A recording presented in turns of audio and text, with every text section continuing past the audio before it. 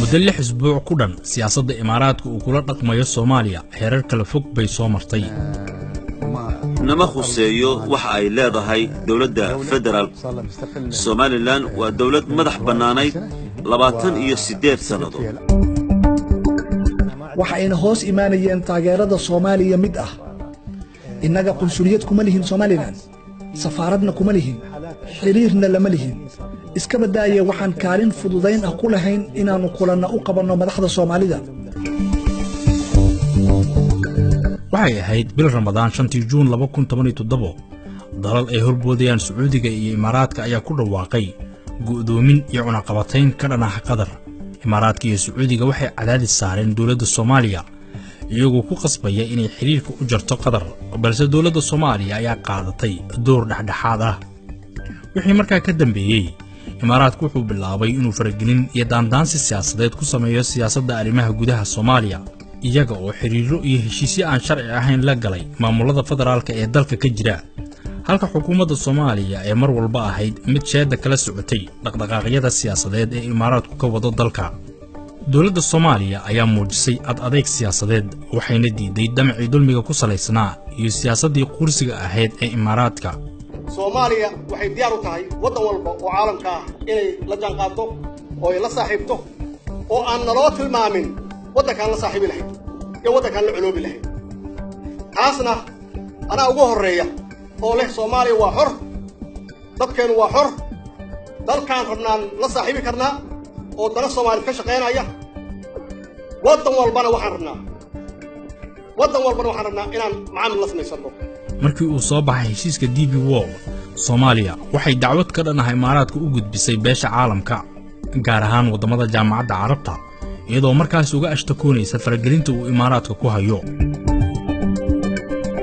mar kale xaaladda labada dal ayaa cirka isku shareertay markii muqaabalaadka Soomaaliya ay gacanta ku dhigeen bilowgii bishii Abriil diyaarad siday lacag 10 milyan ku dhow, taas oo keentay in xiriirka labada wadan uu si weyn u xumaado. dawladda Imaaraadka oo siyaasad ahaan ku wiiqantay Soomaaliya ayaa weli wada qorshaheedii ahaa qaybi oo xukun.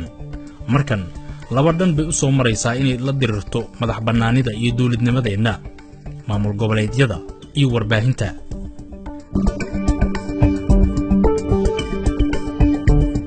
dagaalka warbaahinta ee Imaaraadka iyo Qatar dhex maraya ayaa waxaa sidoo kale qayb ka noqday Soomaaliya, waxaana warbaahinno rasmi ah iyo kuwa bulshada ay baahiyeen muuqaallo suurad xumeynaya Soomaaliya. 2011kii markii kacdoonno bulsho ay ka dhaceen wadamada Carabta ayaa waxaa caddaaday saamaynta ay baraha bulshada ku leeyihiin bulshooyinka.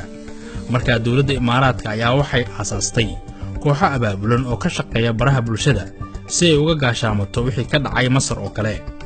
hadda kooxahaasi waxay u isticmaalaysaa propaganda ka dhan ah Soomaaliya, balse waxaa arrinkaa ka hor yimid dhalinyaro Soomaaliyeed oo luqadda Carabiga wax ku qora. waxaa jiro kooxo oo dawladda Imaaraadka Carabta oo abaabulan oo maalgeliso.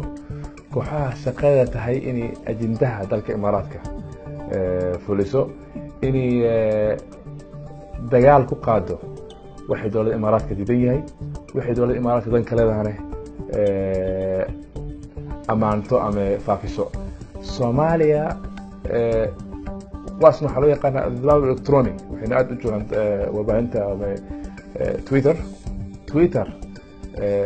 boqolkii 2 ama 3 Soomaaliya ka isticmaasho. Soomaalina boqolkii 50 ka badan af Carabi kuma hadasho oo ma taqaano. danta laga leeyahay oo kooxdan abaabulan oo ku weeraraysa Soomaaliya, danta koowaad ka leedahay waxa waaye shacabka Imaaraadka, shucuubta Khaliijka iyo dadkii warbaahinada dhageystaan inay tashkiiliyaan oo dhahaan Soomaaliya waxaa la wareegay dalka Qatar, ajendaha cadawgeena ay ku jiraan si birito hadii wax Soomaaliya go'aan ka gaaraan ganacsadooda iyo jaarida joogta Soomaaliya ku dhaqan dalka Imaaraadka Carabta ama dawladda Soomaaliya dib u geystaan ama dhaqaalaha ka jaraan ama ciidanka la baxaan ama istaagooda xiraasi si u dhaqmeen siyaasadda dawladda Imaaraadka iyo dantii leedahay sidii dadka laga gado. dhanka kale maamul goboleedyada ayay adeegsanaysaa. Cabdiweli Gaas oo tagay Imaaraadka ayaa hormuud u ah weerar celis Imaaraadka la damacsan yahay dawladda Soomaaliya.